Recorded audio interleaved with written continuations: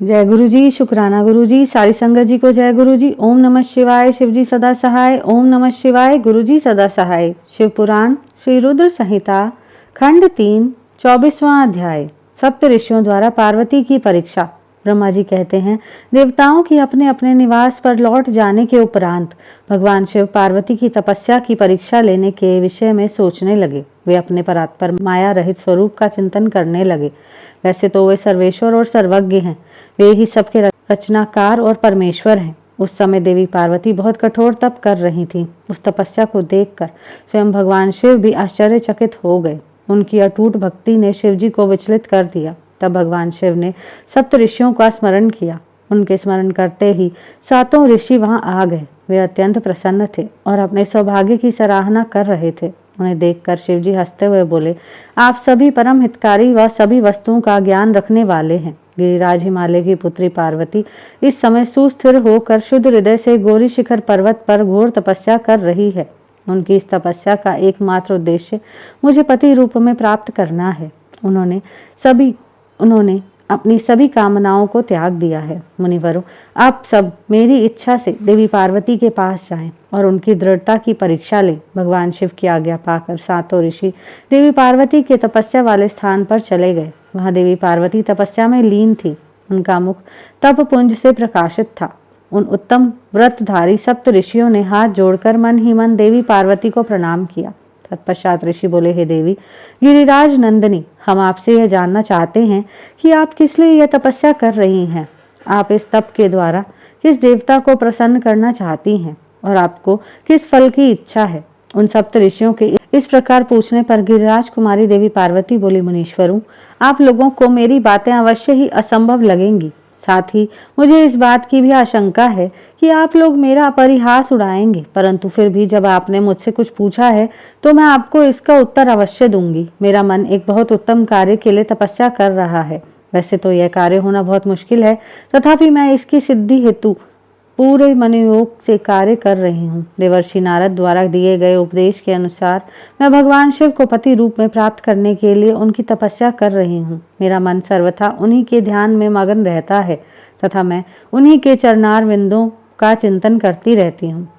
देवी पार्वती का यह वचन सुनकर सप्तर्षि हंसने लगे और पार्वती को तपस्या मार्ग से निवृत्त करने के उद्देश्य से मिथ्या वचन बोलने लगे। उन्होंने कहा, हे हिमालय पुत्री पार्वती, देवर्षि नारद तो व्यर्थ ही अपने को महान पंडित मानते हैं।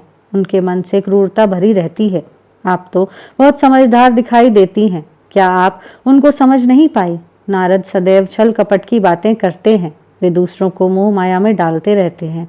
उनकी बातें मानने से सिर्फ हानि ही होती है। प्रजापति दक्ष के पुत्रों को उन्होंने ऐसा उपदेश दिया कि वे हमेशा के लिए अपना घर छोड़कर चले गए। दक्ष के ही अन्य पुत्रों को भी उन्होंने बेघर कर दिया और वे भिखारी बन गए। विद्याधर चित्रकेतु का नारद ने घर उजाड़ दिया। प्रहलाद को भक्ति मार्ग पर चलाकर और उन्हें अपना शिष्य बनाकर उन्होंने हिरण्यकशिपु से प्रहलाद पर बहुत से अत्याचार करवाए। मुनि नारद सदैव लोगों को अपनी मीठी मीठी वाणी द्वारा मोहित करते हैं, फिर अपनी इच्छा अनुसार सबसे कार्य करवाते हैं। वे केवल शरीर से ही शुद्ध दिखाई देते हैं, जबकि उनका मन मलिन और कलेश युक्त रहता है। वे सदैव हमारे साथ रहते हैं, इसलिए हम उन्हें भली भांति जानते और पहचानते हैं। हे देवी, आप तो अत्यंत विद्वान और परम ज्ञानी जान पड़ती हैं। भला आप कैसे नारद के द्वारा मूर्ख बन गई? देवी, आप जिनके लिए इतनी कठोर तपस्या कर रही हैं, वे भगवान शिव तो बहुत उदासीन और निर्विकार हैं। वे सदैव काम के शत्रु हैं। हे पार्वती, अब थोड़ा विचार करके देखो कि आप किस प्रकार का पति चाहती हैं। आप मुनि नारद के बहकावे में ना आए। भगवान शिव तो महानिर्लज, अमंगल रूप, काम के परम शत्रु, निर्विकारी, उदासीन, कुल से हीन, भूतों व प्रेतों के साथ रहने वाले हैं। भला इस प्रकार का पति पाकर आपको किस प्रकार का सुख मिल सकता है? नारद मुनि ने अपनी माया से तुम्हारे ज्ञान और विवेक को पूर्णतया नष्ट कर दिया है और तुम्हें अपनी छल कपट प्रपंच वाली बातों से छला है। देवी, कृपा आप यह सोचें कि इन्हीं शिव शंकर ने परम गुणवती सुंदर दक्ष पुत्री सती के साथ विवाह किया था।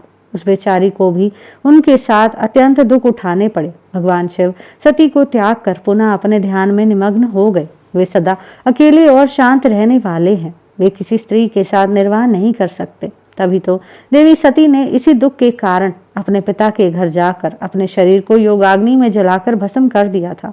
हे देवी, इन सब बातों को यदि आप शांत मन से ध्यान लगाकर सोचें तो पूर्णतया सही पाएंगे। इसलिए हम आपसे यह प्रार्थना करते हैं कि आप यह तपस्या कर शिव जी को प्रसन्न करने का हठ छोड़ दें और वापस अपने पिता हिमालय के घर चली जाएं। यहाँ तक आपके विवाह का प्रश्न है, हम आपका विवाह योग्य वर से अवश्य करा देंगे। सबसे योग्य पुरुष वैकुंठ के स्वामी लक्ष्मीपति श्री हरि विष्णु हैं। वे तुम्हारे अनुरूप ही सुंदर एवं मंगलकारी हैं।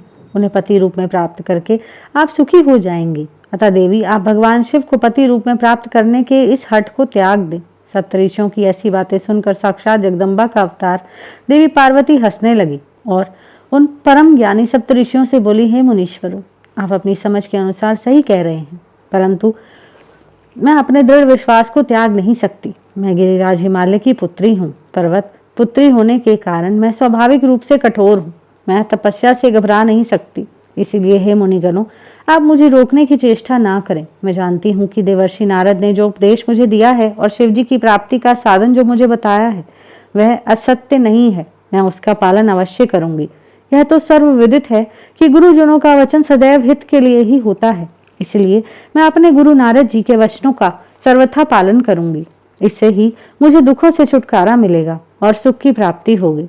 जो गुरु के वचनों को मिथ्या जानकर उन पर नहीं चलते, उन्हें इस लोक और परलोक में दुख ही मिलता है। इसलिए गुरु के वचनों को पत्थर की लकीर मानकर उनका पालन करना चाहिए। अतः मेरा घर बसे या ना बसे, मैं तपस्या का यह पथ नहीं छोड़ूंगी। हे मुनीश्वरों, आपका कथन भी सही है। भगवान विष्णु सद्गुणों से युक्त हैं तथा नित्य नई लीलाएं रचते हैं, परंतु भगवान शिव साक्षात पर ब्रह्म है। वे परम आनंदमय हैं।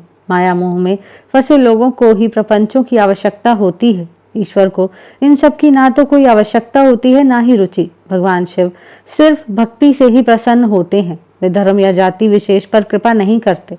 ऋषियों, यदि भगवान शिव मुझे पत्नी रूप में नहीं स्वीकारेंगे तो मैं आजीवन कुंवारी ही रहूंगी और किसी अन्य का वर्ण कदापि नहीं करूंगी। यदि सूर्य पूर्व की जगह पश्चिम से निकलने लगे, पर्वत अपना स्थान छोड़ दे और अग्नि शीतलता अपना ले, चट्टानों पर फूल खिलने लगे, तो भी मैं अपना हठ नहीं छोड़ूंगी। ऐसा कहकर देवी पार्वती ने सप्तऋषियों को दोनों हाथ जोड़कर प्रणाम किया तथा भक्तिभाव से शिव चरणों का स्मरण करते हुए पुनः तपस्या में लीन हो गईं। तब पार्वती के श्रीमुख से उनका दृढ़ निश्चय सुनकर सप्तऋषि बहुत प्रसन्न हुए और उनकी जय जयकार करने लगे। उन्होंने पार्वती को तपस्या में सफल होकर भगवान शिव से मनोवांछित वरदान प्राप्त करने का आशीर्वाद दिया। तत्पश्चात देवी पार्वती की तपस्या की परीक्षा लेने गए सप्तऋषि उन्हें प्रणाम करके प्रसन्न मुद्रा में भगवान शिव को वहां हुई सभी बातों का ज्ञान कराने के लिए शीघ्र उनके धाम की ओर चल दी। तब भगवान शिव शंकर के पास पहुंचकर सप्तऋषियों ने उनके समीप जाकर दोनों हाथ जोड़कर उन्हें प्रणाम किया और उनकी स्तुति की। तत्पश्चात सप्तऋषियों ने महादेव जी को सारा वृतांत बताया। फिर प्रभु शिव की आज्ञा पाकर सप्तऋषि स्वर्ग लोक चले गए। यहीं पर शिव पुराण श्री रुद्र संहिता खंड 3 24वां अध्याय समाप्त होता है। जय गुरु जी।